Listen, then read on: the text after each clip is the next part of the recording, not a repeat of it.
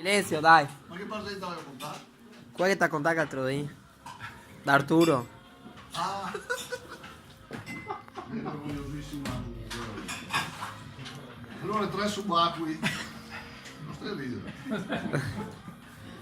3 subacquei che si trova a una cena così, c'ha una squadra più grossa del altro. E lei da, guarda, io ho visto da sotto a 5-6 metri. A un certo punto vede una roba grande, lei in fondo, guarda, lei dice, è un sommergibile, USA, americani. Dove da medicina vai là all'oblò, si batte sull'oblò, e fuori, sì, presenta un americano e fa, così dalle ABI capisci ok, ti torni su perché ormai ossigeno non li vedi.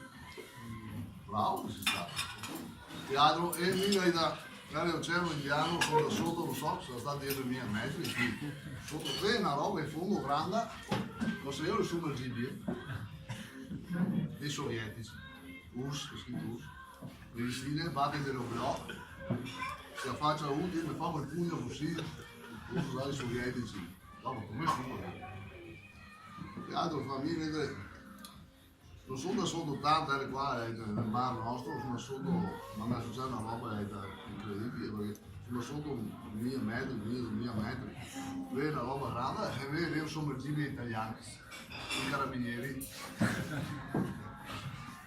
E da me fine che vado sul blog di verde. Ha ha ha!